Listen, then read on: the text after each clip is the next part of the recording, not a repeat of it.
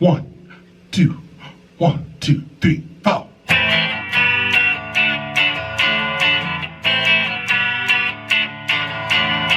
Trapped in a mind that had caved in, and everyone knows the only ones left were Joe and me and Tim.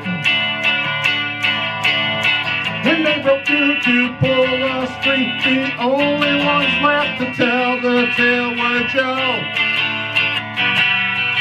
and me. Timothy, Timothy, where on earth did you go? Timothy, Timothy, God, why don't I know?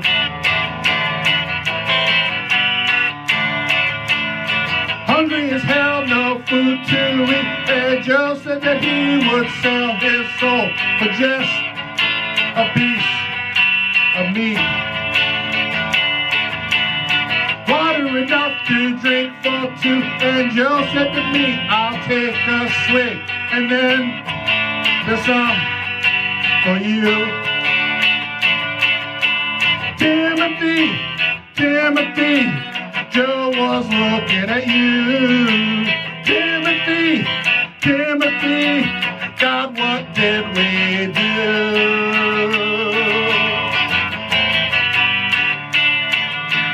I must have blacked out down that exit, cause the very next thing that I could see was the light of day again. My stomach was full as it could be, and nobody ever got around to find it. Timothy, Timothy, Timothy, where on earth did you go? Timothy, Timothy, God, why don't I know?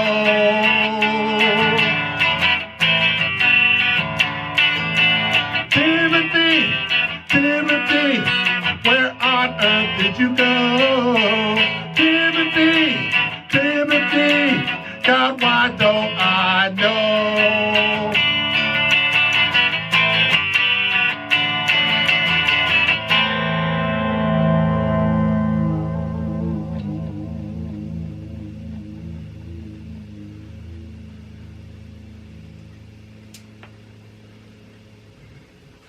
Hey guys, Bman coming to you from Pennsylvania, of course, and welcome to another exciting song here.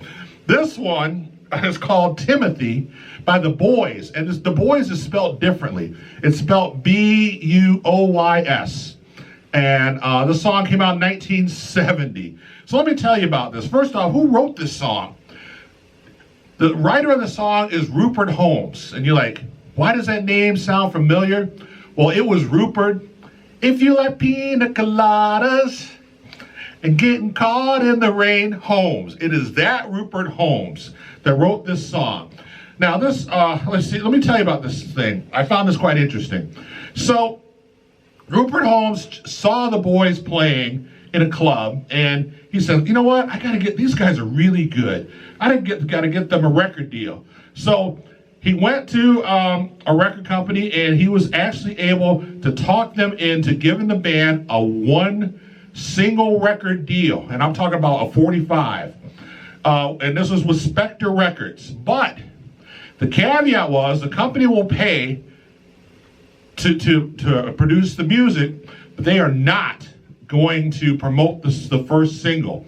They said the band is going to have to do that without their help. So Holmes is like, holy cow, what am I going to do here for this band? So his solution was to have the song generate attention by depicting a controversial subject. And it worked. How well did it work? Well, the single actually made it all the way to number 17 on the US charts and number 9 on the Canadian charts. And the song, he said, was basically about, now the song, his description is, the song describes a mine cave-in and the aftermath with the implications, never came out and said it, I like that, but the implications that the two survivors may have cannibalized their companion, Timothy.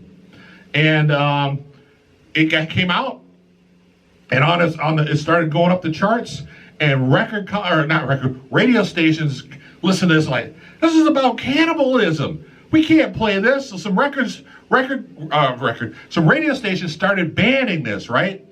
But by then, people had caught wind of this song, and just like Rupert Holmes thought, it's created enough of a stir that people were calling radio stations. And radio stations that banned, other radio stations started playing it, and it became the hit that it did. I happen to be, now where this comes into me, like, how do you even know this song, right? I was a little kid when this song came out, and I remember this song. It had a powerful influence on me, because I remember listening to this song, and I was talking to my friends. I'm like, have you guys heard that Timothy song? They're like, yeah. Isn't that kind of weird? I'm like, yeah, I think they ate Timothy. And they're like, you think so? I'm like, yeah. So we of course we bought the little 45. We were listening to it over and over. And sure as crap, we like, oh my gosh, they ate Timothy. That is so cool, because we're kids, okay? Don't fault me. I'm a little kid. We thought, oh my gosh, they ate Timothy. So when we got a chance, we'd call the radio station, to have them play Timothy. We helped, because we were just blown away that they ate Timothy. The funny part about this that I remember is that me and my little friends were like, if we ever got in a cave-in, who would we eat? And this was a discussion. So we didn't realize that we wouldn't just kill anybody, but if one of us got seriously injured, then we would understand, and we knew we weren't going to make it, then we would sacrifice our life so that the others could eat. And that was the little pact that we had. We would not take you out, but if you were mortally injured, then you would understand that we ate you so we could survive. And we knew enough from the song that when we got done, we had to put the bones somewhere so they never discovered them, so they wouldn't realize that we ate somebody. So anyway, this is a little kid, right?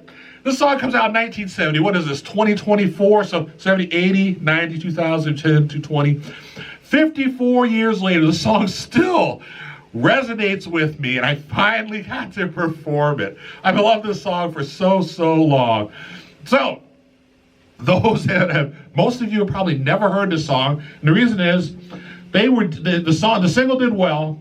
They were able to create, then the record company liked it enough that they actually let them do a whole album.